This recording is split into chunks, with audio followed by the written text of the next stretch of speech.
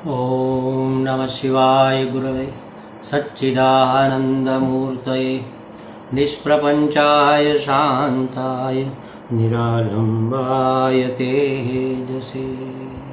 हरिओम प्रभु जी। आज के इस प्रश्न परिषद में आप सबका स्वागत है। आज का प्रश्न लखनऊ से ज्योति त्रिपाठी जी का है।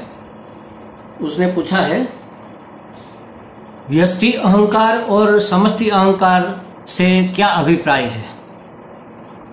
देखो प्रभु जी, तीन शब्दों को समझना पड़ेगा, व्यष्टि, समष्टि और अहंकार। सबसे पहले अहंकार किसे कहेंगे, व्यष्टि किसे कहेंगे और समष्टि किसे कहेंगे, इसको जानेंगे। व्यष्टि माने ये मैं, जिसको अभी मैं मानता हूं, जिसको मैं इतना सा मैं मानता हूं। समझो कि पहले अहंकार को समझ लेते हैं। जैसे समझो पूरा आकाश है, उसको आकाश ही कहेंगे, उसके आगे पीछे कुछ लगाने की जरूरत नहीं है। तो वही आकाश जब एक कुम्हार मिट्टी का लोंदा लेकर अपने चाक पर रखता है और उसके अंदर जैसे उंगलियां रखता है, तो ऐसे उसके अंदर ये पोल अंदर जगह बन जाती है। अच्छा, अंदर की जो जगह थी वो कहीं बाहर से आई, जगह मतलब आकाश, वो आकाश कहीं बाहर से आया क्या, वहां पर था, लेकिन मिट्टी ने वो जगह रोक रखी थी, वो मिट्टी ने जगह ऐसे कर दी तो अंदर का आकाश अभिव्यक्त हो गया। तो अंदर का आकाश अगर आसपास देखेगा तो ये घड़े की अंदर की जो दीवार है उसके ऊपर उसकी दृष्टि जाएगी। वो अपने आप को समझेगा कि अच्छा मैं इतना हूं, मैं इस घड़े की साइज का, इसके स्पेस जितना मैं हूं। अपने आप को वो क्या कहेंगे, उसको हम नाम देंगे घटाकाश। समझ लो, घट के अंदर का आकाश घटाकाश। तो घटाकाश अपने आप को परिचिन्न, मर्यादित, लिमिटेड, इतना सा समझेगा।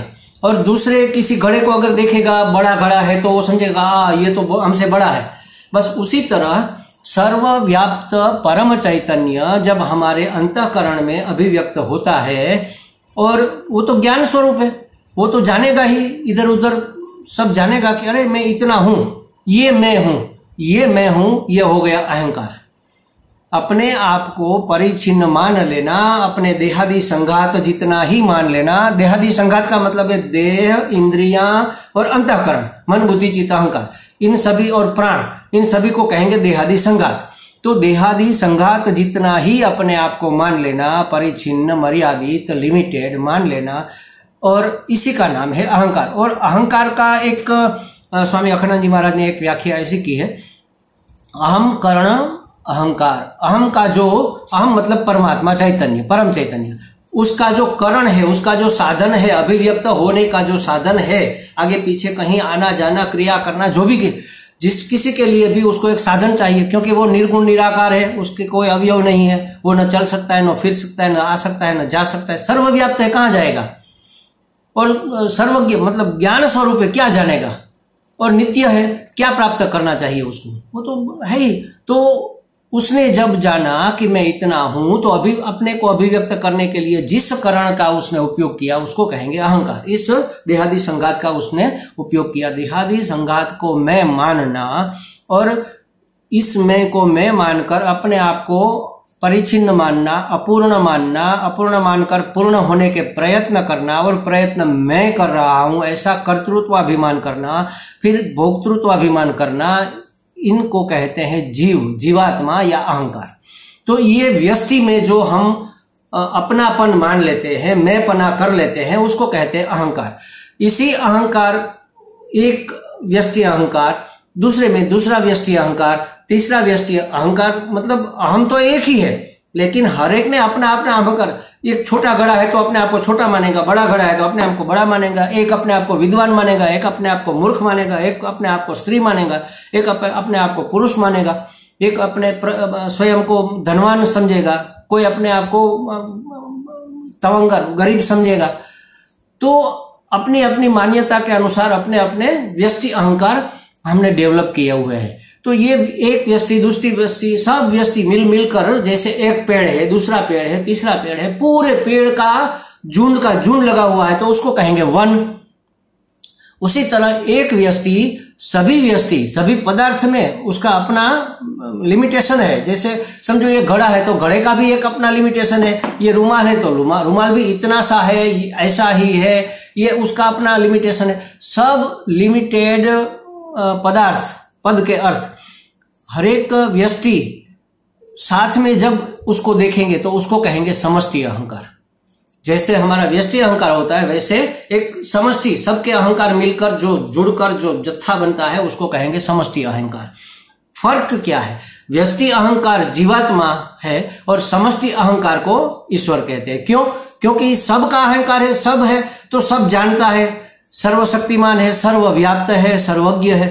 तो सर्वशक्तिमान, सर्वव्याप्त, सर्वज्ञ ये ईश्वर है। अच्छा, हमने अपने आप को अहंकार, अपने आप को मैं, अपने आप को जीवात्मा माना, इसलिए हमने अपने आप को परिचिन्न, मर्यादित ये माना। ये है माया। गलती से हमने अपने आप को इतना सा समझ लिया, ये है माया। तो ये अविद्या माया है, हमारी अविद्या, हमारा अज्ञान, अविद्या माया। और ईश्वर में अविद्या माया नहीं है क्योंकि वो सर्वज्ञ, सब जानता है, कुछ बाकी नहीं रह गया ना, परिचिनता नहीं रही,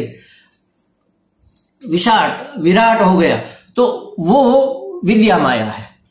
हमारी अविद्या माया, उसकी विद्या माया। विद्या माया माने माया उसके अनुसार जो भी करना है करती है, उसकी आज्ञा के अनुसार, उसकी इच्छा के अनुसार, उसकी योजना के अनुसार।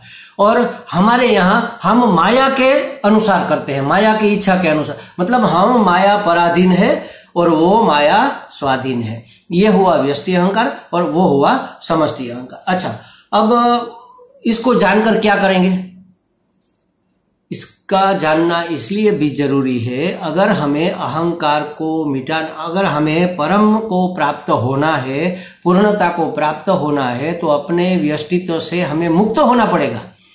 अपने आप को इतना जन्मा हुआ मर्त्य, पराधीन, दुखी, सुखी, ऐसा जो हम मान रहे हैं, टेढ़ा मेढ़ा, ऊंचा नीचा, काला गोरा, विद्वान मूर्ख, जो भी पिता माता, अपने आप के बारे में हमारी जो भी मान्यता है, हमारे जो भी ख्याल है, उन सभी ख्यालों से मुक्त होने के लिए हमें अहंकार छोड़ना पड़ेगा। मतलब देहाभिमान, इस देह में हूं ऐसा अभिमान हमने जो मान रखा है वही तो अहंकार है। देहाभिमान हमें छोड़ना पड़ेगा, देहाध्यास छोड़ना पड़ेगा। कैसे छोड़ेंगे? ऐसे थोड़ी छूट जाएगा। इतना गाढ़ा हो गया है, इतना ठोस हो गया है, वो ऐसे नहीं छूटेगा। जैसे समझो एक फुग्गा है, हमने मार्केट से बिना फुलाया हुआ, ऐसा ही उसकी पैकिंग में से निकाल कर जो छोटा सा इतना सा होता है फुग्गा, उसके अंदर कुछ दिखता नहीं है। फिर उसके अंदर हवा भरेंगे तो आधी हवा भरेंगे तो वो थोड़ा दिखने लगेगा अंदर का कुछ अगर है तो, और इसके आर पार भी। उसको पूरा फुला देंगे तो वो ट्रांसपेरेंट हो जाएगा, उसके आर पार सब दिखे, फुग्गा मिट नहीं जाता, समझ लो।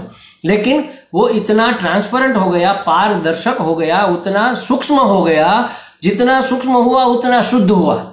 अब उसमें कुछ दिखता है, पहले इतना अशुद्ध था, काला था, पीला था, नीला था, हरा था, जैसा भी था, उसके आर पार कुछ दिख नहीं रहा था, उसके अंदर कुछ नहीं दिख रहा था। लेकिन अब वो विस्तृत हो गया तो वो ट्रांसपेरेंट हो गया और उसके आर पार दिखने लगा। उसके अंदर अगर एक चावल का दाना पड़ा है तो भी हमें दिखेगा कि देखो ये चावल का दाना पड़ा है, ये दाल का दाना अंदर पड़ा हुआ है, एक मोती अंदर पड़ा हुआ है, तो हमें दिखेगा। उसी तरह इस अहंकार को मिटाने के लिए पहले उसको विस्तृत करना पड़ेगा, ट्रांसपेरेंट करना पड़ेगा, शुद्ध करना पड़ेगा, पारदर्शक करना पड़ेगा। कैसे करेंगे? उस अहंकार को बड़ा करते जाओ। मैं में से अहंकार बड़ा हुआ तो मेरा हुआ, वहां तक तो हम है। मैं मतलब ये देहादि संगात, इससे जो संबंधित है वो मेरा।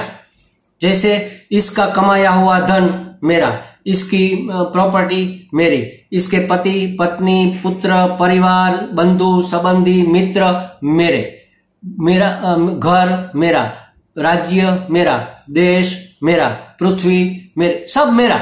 इससे संबंधित जो है वो मेरा। कहां से शुरू करेंगे? पहले तो ये मेरा हाथ है, तो इसके प्रति हमारा प्रेम इतना फैल जाएगा। ये मेरा हाथ है तो मेरे हाथ को मैं ईजा नहीं होने दूंगा। ये मेरे वस्त्र है, शरीर से अलग लेकिन है मेरे, तो इसके प्रति मेरा प्रेम थोड़ा विस्तृत होगा। और ये मेरा घर है तो इससे बड़ा हो गया। ये मेरा परिवार, मेरा पुत्र, मेरी पत्नी, मेरे मित्र, तो ये मेरापन उसमें अगर हो जाएगा तो अहंकार थोड़ा विस्तृत हो गया, थोड़ा ट्रांसपेरेंट हो गया। देखो यहां जब मेरा होता है तब सब कुछ मेरा, बिल्कुल उसमें उदारता नहीं थी, बिल्कुल संकुचितता थी। लेकिन परिवार तक जब अहंकार फैला तो उसमें उदारता आ गई। मेरा बेटा है, कोई बात नहीं, मैं नहीं खाऊंगा, इसको खिला दो। एक कोई चीज है समझो खाने की और हमें बहुत पसंद है और एक ही नंग है, समझो कि गुलाब जामुन, तो हम जैसे खाने को उद्वत हो रहे थे और बेटा आ गया, पापा क्या खा रहे हैं, मुझे भी दो। अच्छा बेटा ले, तू खा ले। उसके खाने से हमें जो आनंद मिलेगा वो अपने खाने से भी शायद नहीं मिलता। तो ये अहंकार इतना बड़ा हो गया। परिवार से फिर आगे बढ़ाओ, हमारी सोसाइटी से फिर आगे बढ़ाओ, हमारा गांव या हमारा सिटी। जैसे आपका लखनऊ है तो आपकी सोसाइटी, फिर आपका लखनऊ। हम बाहर जाते कहते हैं कहां से है, हम यूपी से हैं, हमारा यूपी, ऐसा होता है ना। फिर सिटी से प्रांत प्रदेश आ गया तो हमारा, उसमें हमारापन अहंकार इतना बड़ा हो गया। फिर इसको आगे बढ़ाओ, हमारा देश। जो देशभक्त होते हैं ना महाराज, वो जीव की भी परवाह नहीं करते, मरने मारने को तैयार हो जाते हैं।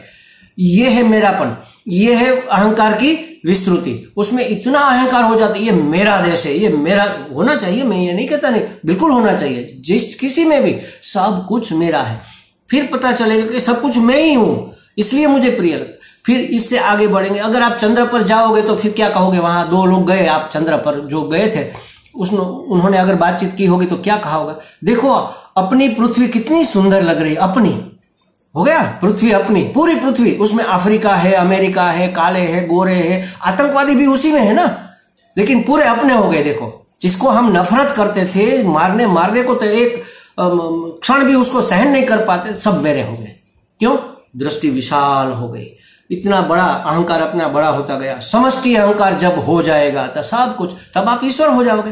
क्योंकि समष्टि अहंकार अभिमानी चैतन्य को ईश्वर कहते हैं। आप ईश्वर हो गए। स्वामी अखंडानंद जी महाराज ऐसा कहते थे कि जब आपको परम ज्ञान हो जाएगा तो ईश्वर आपके गोद में खेलेगा, आपका बच्चा हो जाएगा। क्यों? क्योंकि आप ईश्वर के भी आत्मा हो गए ना, उससे भी बड़े, उसके भी माता पिता हो गए, तो वो तो आपका बच्चा हो गया ना। समष्टि अहंकार हो गया तब आप ईश्वर हो गए। लेकिन समष्टि अहंकार से भी आगे जो परम चैतन्य है, अगर वो आप स्वयं हो, तत्वमसि श्वेत केतु, ऐसा उद्दालक ने जब अपने बेटे को समझाया तो उसने, अरे ये तो मैं हूं, सच्चिदानंद स्वरूप तो मैं ही हूं, तब क्या उससे अलग रह गया। तो ये है अहंकार को विस्तृत करते करते समष्टि अहंकार, वहां तक हमें पहुंचना है। ये एक रास्ता है सबको अपना मानने का।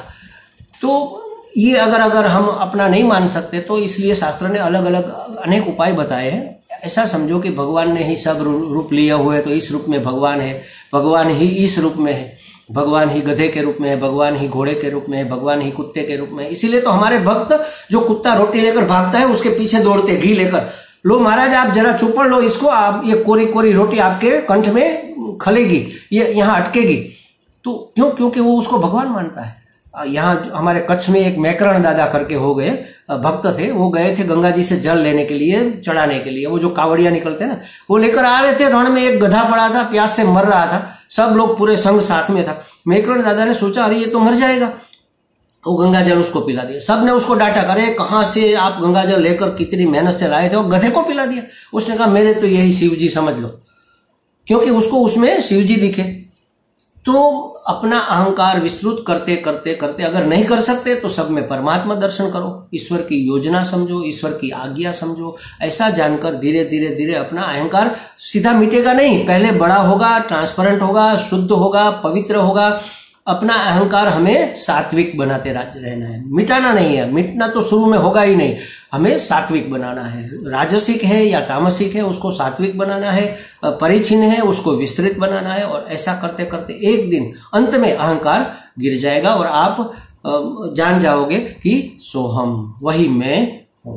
मुझे लगता है व्यष्टि अहंकार समष्टि अहंकार की व्याख्या आपको समझ में आ गई होगी। अगर कोई प्रश्न है तो आप हमें फोन करके पूछ सकते हैं। और महाराज जो भी इसको सुन रहा है, आपको अगर ये वीडियो अच्छा लग रहा है और ऐसे प्रश्न से आपका कुछ ज्ञान बढ़ रहा है, तो आप इस चैनल को सब्सक्राइब कर लीजिए। और आपके कोई प्रश्न है तो हमें लिख भेजिए या तो पूछ लीजिए। इसकी चर्चा इस प्रश्न परिषद में की जाएगी। हरि ओम।